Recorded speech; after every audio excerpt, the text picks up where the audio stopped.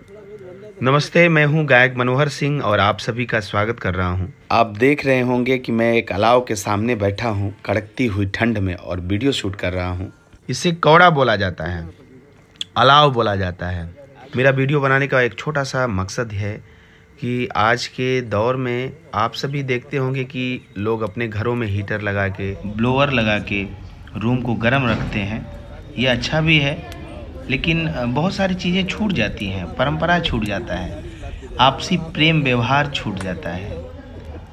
पर यहाँ देखिए, यहाँ गांव घर के सभी लोग एक साथ बैठे हुए हैं और अलाव का आनंद ले रहे हैं, साथ ही चाय पी रहे हैं। कुर्सियाँ लगी हुई हैं, बच्चे खेल रहे हैं, मैं भी यहाँ बैठा हूँ, आप लोग देख ही रहे होंगे, और मैं वीडियो शूट कर रहा हूँ। वीडियो बनाने का मतलब है कि मैं जो हमारी परंपरा थी उसको आप सभी को दिखाऊं, अनुभव कराऊं, जो मैं अभी कर रहा हूं और आप लोग भी किए होंगे।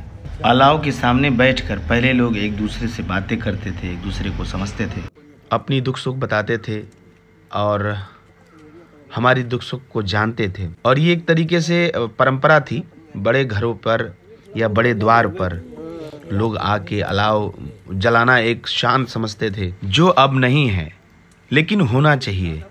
इससे हम बहुत कुछ अपने बच्चों को या बुजुर्गों के अनुभव को सीख सकते हैं, जान सकते हैं। यहाँ मैं चाय लेके बैठा हूँ और पीने जा रहा हूँ गरम चाय और अलाव के साथ, और गांव के बड़ बुजुर्ग भी बैठे हुए हैं, आप देख ही सकते हैं। और एक दूसरे को जानने का सबसे खूबसूरत मौका भी है।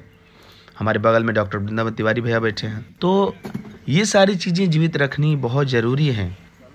उम्मीद करता हूँ कि आप सभी को ये वीडियो पसंद आएगा।